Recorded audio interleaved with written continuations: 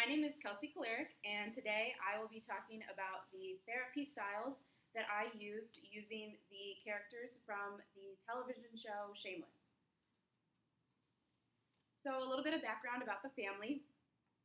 Frank Gallagher is the biological father in the show. He is an alcoholic and has no parenting skills and doesn't actually parent his children during the show at all. And he most likely has numerous children that he doesn't even know about due to random hookups and affairs.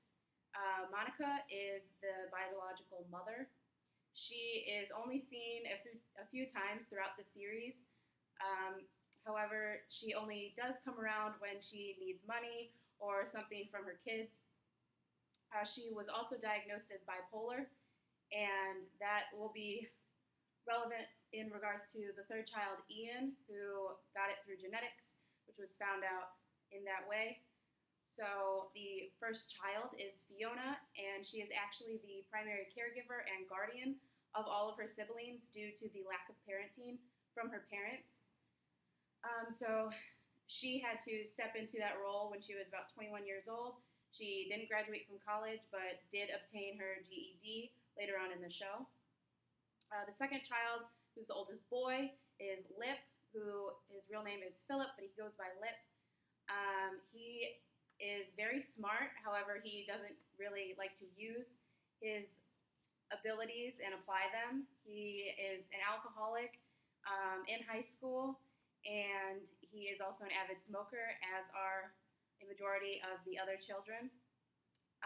Ian is the third oldest. He is diagnosed as bipolar.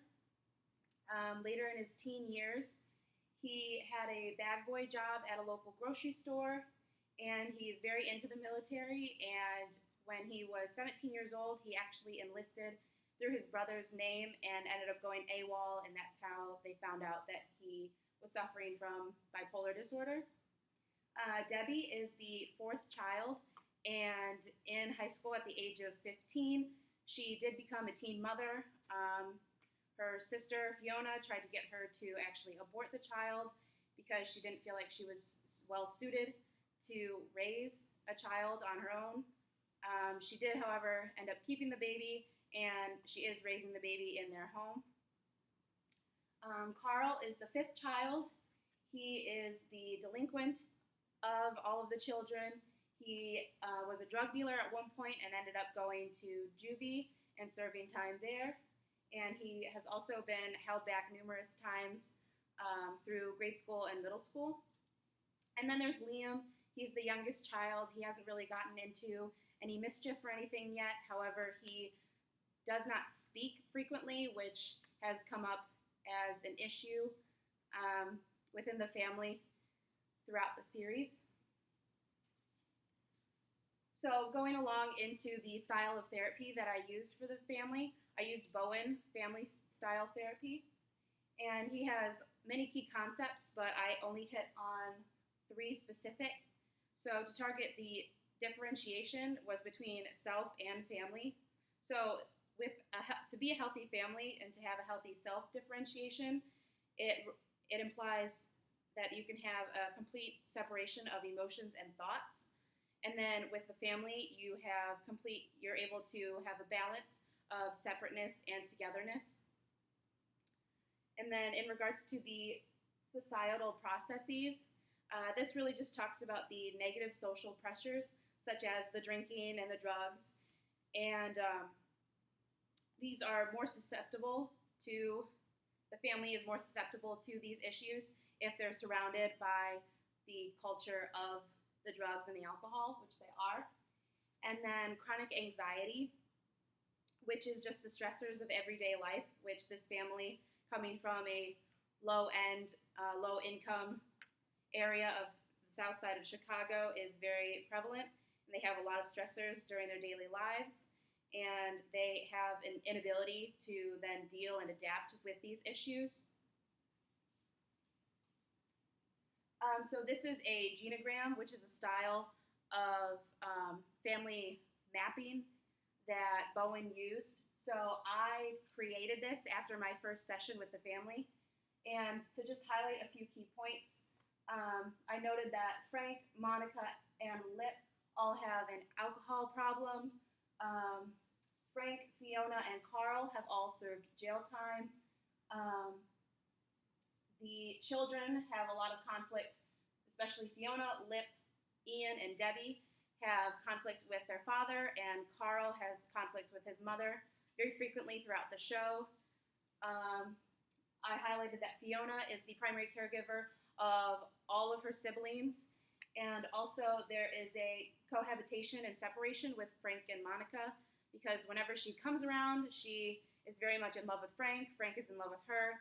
However, she's not really around enough for them to actually have a very committed relationship.